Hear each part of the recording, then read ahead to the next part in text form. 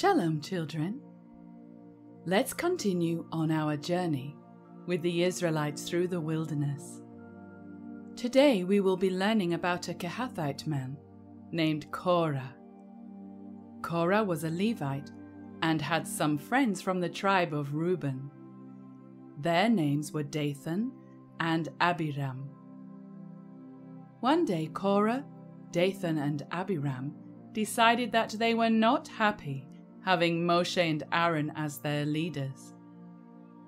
They gathered up 250 other men and went to Moshe and Aaron to tell them that they had had enough and didn't want them to be their leaders anymore. They argued that they themselves were set apart too and wanted to know why Moshe and Aaron got to have such important positions. Do you think they were jealous of the jobs that Moshe and Aaron had? Well, when Moshe heard them say this, he fell on his face to pray before Yahweh. I wonder if he was thinking, "Oh no, not again. Why are they so angry about this?" So he told the men to ask Yahweh to clearly show everyone which of them he had chosen to set apart. Was it Moshe and Aaron, or was it Korah and his friends?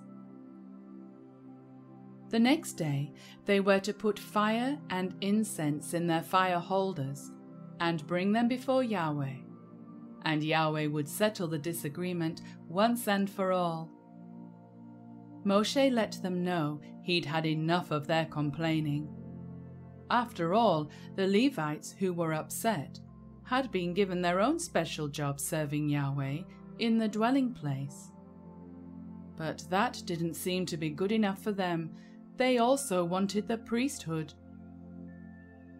Moshe asked them why they were complaining and picking on Aaron. He told them that by doing this, they were coming against Yahweh himself. Then he asked Dathan and Abiram to come and talk with him, but they refused to come.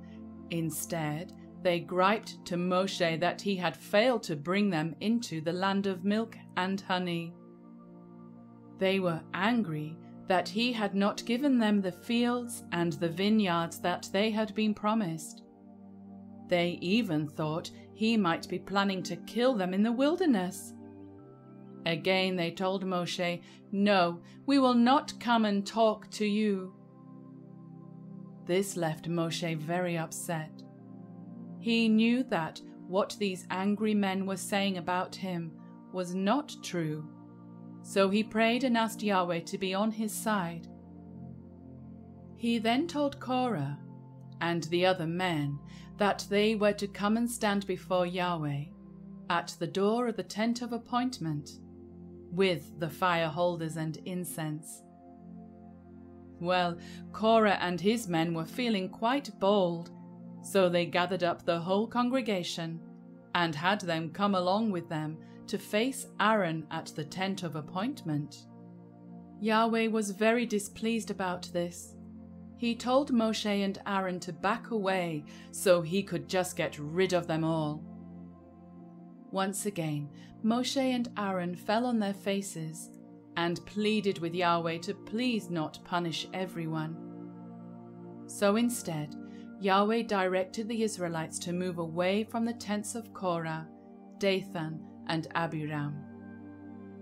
Moshe and the elders passed along this message to everyone and also told them not to touch anything belonging to these men either.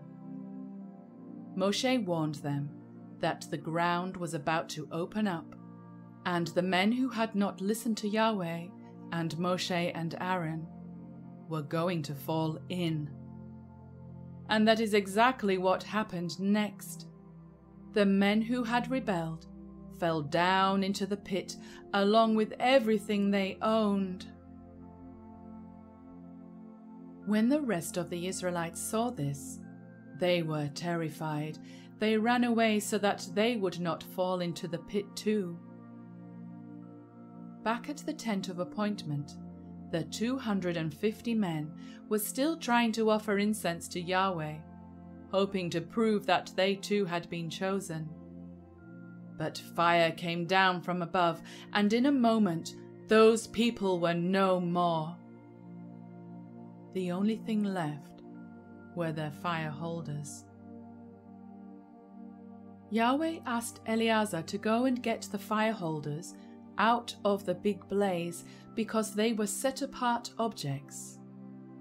They turned the fire holders into a covering for the altar, so that everyone would remember that only Aaron's sons were allowed to come to offer incense to Yahweh. Even after all this, the Israelites were still complaining about Moshe and Aaron. Yahweh was certainly not happy about this, and a plague began to break out and make many people very sick. Once again, Moshe and Aaron fell on their faces and prayed to Yahweh. Many of those people were dying, so Aaron took his fire holder and went to offer incense for the whole congregation, hoping to spare them from the deadly plague. Aaron stood between the people who had died and those who were still alive, so that Yahweh would show kindness and not allow the plague to come any closer to them. Thankfully, the plague stopped, and the rest of the people were safe. This story is a good example of learning how important it is to obey Yahweh and not do what you want. Do you remember what happened with the golden calf story? A lot of people got sick and died then too. Today's story does not end on a good note, but I do hope that the children of Israel finally learned their lesson and do not continue to keep making the same mistakes. Do you think that they have yet? Well, children, we have come to the end of our story for today. So we will see you next time for another exciting Torah portion. Shalom. Yeah.